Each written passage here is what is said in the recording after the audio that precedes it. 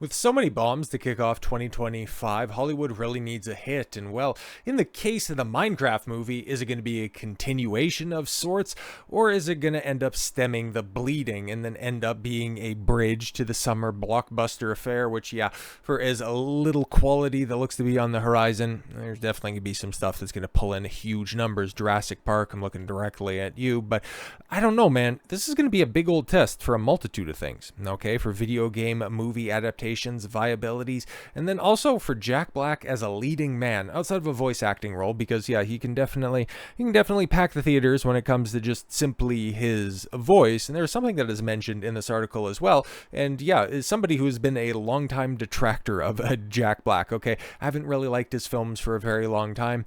The one role that he had when it was just simply him voicing a character, it's actually perfect casting, which is the complete and total contrast to him being Steve in the Minecraft movie. I don't think anybody wanted this, okay? And when it comes to doing a Minecraft movie, well, it makes a lot of sense. It'll make a lot of dollars as well. It's just, it's not really a game that serves as good fodder for adaptation, because I don't know a lot about Minecraft, but I know that there's at least a little bit of story that can be told. But to try to make a full-blown adaptation out of this, it's like, you're asking for a lot, okay? And based on the projections we looked at last week, it's not looking all that rosy. What was it, $58 million opening domestic weekend? So it's like, okay, cool. It's probably going to have the biggest opening weekend if you factor in international numbers as well of the year so far. But what does that ultimately mean? Okay, you're going to be the tallest midget, the smartest retard. It's not exactly a big compliment, but again, this is Hollywood. They're going to end up learning all of the wrong lessons off of this, but they also, every once in a while, right, like a broken clock is right twice a day, and they just about had it right to begin with. So hopefully we can offset a bad decision with a potential good decision, because Jack Black's Minecraft movie Steve casting, defended by video game executive, as he reveals the star nearly played a very different character, which might have actually been better. And also, this movie should have been animated, because it's like the live action Minecraft, fucking why? Did the Mario movie be a $1 billion hit? It was all animated. Why didn't you just go ahead and do that? Anyways, a Minecraft movie has been fraught with issues throughout its production process. A film that was announced in 2015. I beg your pardon? Yes, he would have actually hit harder back then. But anyways, with Warner Brothers set to produce. Oh, right. That would be why, because Warner Brothers is functionally stupid. While the studio hung on to the project, it ended up in development hell. Multiple directors were announced to helm the video game adaptation, including It's Always Sunny in Philadelphia creator Rob McElhenney and Peter Solid. Eventually, Napoleon Dynamite's Jared Hess. Oh, I think that's honestly, this might be a hot take, but I think that's the most overrated comedy. Oh, no, because there's all of Judd Apatow's output. I'll go ahead and stem that. Outside of Judd Apatow stuff, Napoleon Dynamite is far, far overrated. I digress. Who was the final person to end up with the job, was hired for the film in 2022. After all the chaos, the Minecraft movie is finally set for release April 4th. Time spent in development hell was not the only problem to plague the film. Yes, the first Minecraft movie trailer sparked controversy, and holy shit, man, like, it was atrocious. From Jason Momoa looking like an out-of-work male stripper, the rest of the DEI background characters, and then, of course, bloated-ass Jack Black, I am Steve, and we're all just like, I am not watching. They seem to have comported themselves nicely with the next trailer that was a little bit better received, but honestly, like, this thing doesn't have good word of mouth. It could really do some damage, okay, across the entire industry. Mojang executive Torfi Franz Olofsson has defended Jack Black's casting as Steve in a Minecraft movie, teasing that the actor brought to the role and how his involvement in the production evolved drastically during the development. The upcoming video game adaptation sees a group of ordinary people dragged into the creative world of the beloved open world games Overworld, forcing them to rise to a new challenge to get back home. Not Black Steve, but Black's Steve. This is Warner Brothers, not Netflix, after all. He is a veteran crafter who is fascinated by the mines, bringing him to the overworld and leading him, to being the group's mentor. Speaking of variety, Mojang senior director of original content, Olafsson, dove into the controversy surrounding Black's casting, revealing that the actor was initially considered for a talking pig role, which, yeah, would have been far more suited for him, okay? Not for just, the obvious, it's just, it should have all been animated. The executive stated that Black himself brought his own interpretation of the character of Steve to the movie. Check out Olafsson's, yes, full response. His character was originally a talking pig, and it was very, very late in development where he had the idea to switch to become Steve. Well, yeah, of course, he wanted a bigger role, and he thought that this was going to be a surefire hit, but I don't know, man, because we needed an expert and host.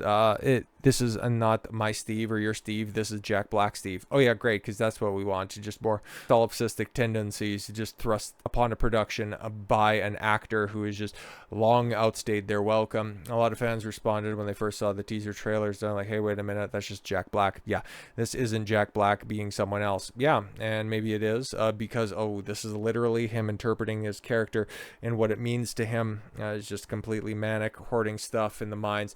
Yeah, it's legit. It is Jack Black. This is another Jack Black movie, and this is why this film is going to have a very, very troubled stay in theaters, because when he was the most receptive by the audience, he wasn't playing Jack Black. Okay, he was playing Bowser, and he did a decent job as Bowser. What movie was he in with Steve Martin? I can't remember that one, but yeah, just look back early in his career, like, I don't know, did you guys watch School of Rock, Shallow Hal? He was still Jack Black, but maybe he was just novel at the time, okay? Maybe he was always just this bombastic, noxious asshole, okay? Now because he doesn't even bother shaving, because of that right there, it just kind of looks like the idiot that was in, Mandalorian Season 3, just put on a blue turtleneck. Like, what are we doing out here, okay? With Olafsson's defense, here's some additional context behind Black's casting as Steve.